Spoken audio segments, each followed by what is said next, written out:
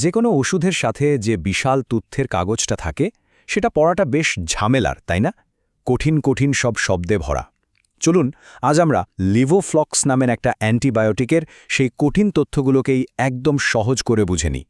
কখনো কি মনে হয়েছে যে অসুস্থ হলে আমরা যে অ্যান্টিবায়োটিক খাই সেই ছোট্ট একটা ট্যাবলেট ঠিক কিভাবে আমাদের শরীরের ভেতরে গিয়ে শত্রু জীবাণুগুলোকে খুঁজে বের করে কাবু করে ফেলে? চলুন এই মজার প্রশ্নটা দিয়েই আজকের আলোচনা শুরু করা যায়। তাহলে এই আলোচনায় আমরা কি দেখব?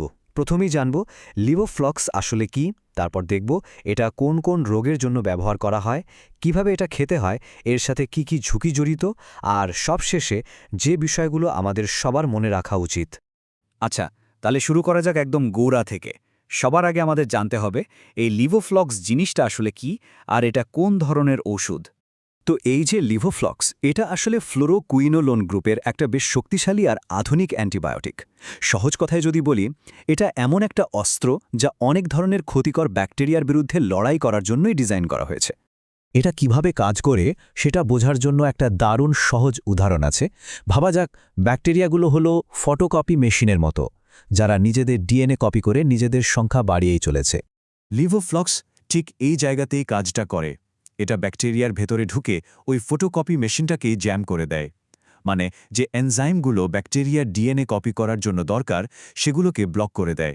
ফলাফল, ব্যাকটেরিয়ার বংশবৃদ্ধি থেমে যায় আর সংক্রমণও আর বাড়তে পারে না। আমরা তো বুঝলাম এটা কি আর কিভাবে কাজ করে, কিন্তু এখন প্রশ্ন হলো এই শক্তিশালী অ্যান্টিবায়োটিকটা ঠিক কোন কোন সংক্রমণের বিরুদ্ধে লড়াই করার জন্য ডাক্তাররা দিয়ে থাকেন। এর ব্যবহারের তালিকাটা কিন্তু বেশ লম্বা।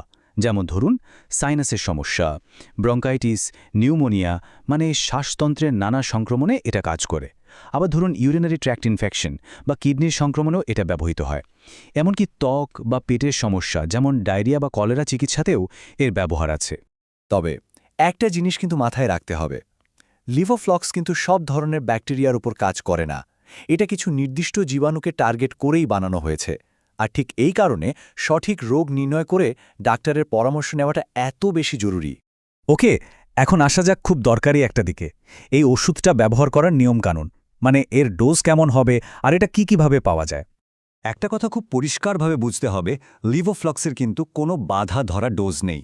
মানে কার জন্য, কোন রোগের জন্য আর সংক্রমণটা কতটা গুরুতর, এই সব কিছুর উপর ভিত্তি করে একজন ডাক্তার এর ডোজ ঠিক করেন। প্রাপ্তবয়স্ক আর শিশুদের জন্য তো ডোজ একদমই আলাদা। এই স্লাইডটা দেখলেই ব্যাপারটা একদম পরিষ্কার হয়ে যাবে। দেখুন, সাধারণ একটা ইউরিন ইনফেকশনের জন্য হয়তো দিনে 250 মিলিগ্রামের ডোজ 3 দিনই যথেষ্ট। অথচ ত্বকের কোনো জটিল সংক্রমণে সেই ডোজ বেড়ে 750 মিলিগ্রাম পর্যন্ত হতে পারে, আর সেটা 7 থেকে 14 দিন পর্যন্ত চলতে পারে।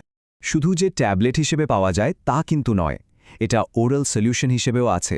আর যখন সংক্রমণ খুব গুরুতর হয় তখন হাসপাতালে সরাসরি শিরায় দেওয়ার জন্য ইনফিউশন বা স্যালাইন হিসেবেও ব্যবহার করা হয়। এবার চলুন আলোচনার সবচাইতে জরুরি অংশে আসা যাক, এর ঝুঁকি আর সতর্কতাগুলো। কারণ প্রত্যেকটা শক্তিশালী ঔষধেরই কিছু পার্শ্বপ্রতিক্রিয়া থাকে যা আমাদের অবশ্যই জেনে রাখা উচিত।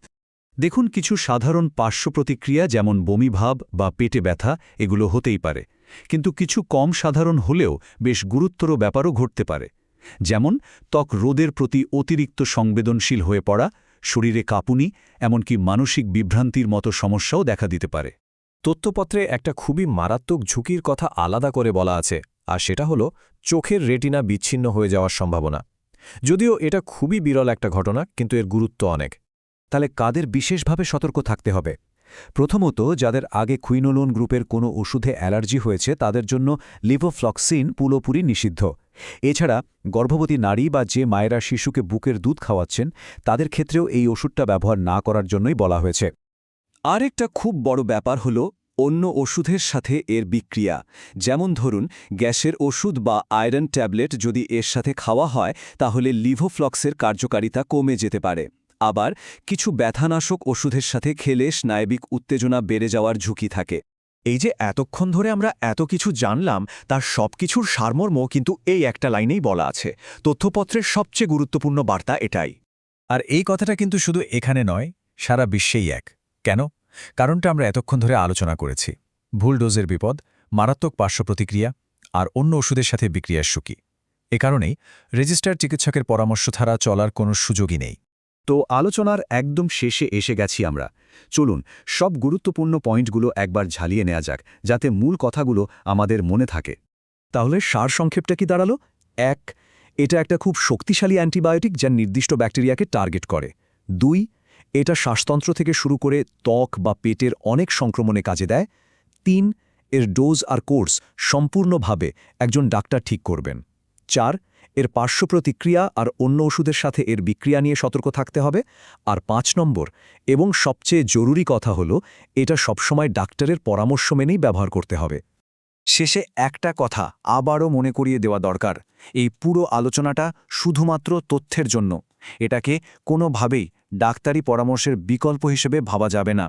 যে কোনো স্বাস্থ্য সংক্রান্ত বিষয়ে সিদ্ধান্ত নেওয়ার আগে অবশ্যই একজন রেজিস্টার্ড চিকিৎসকের সাথে কথা বলতে হবে।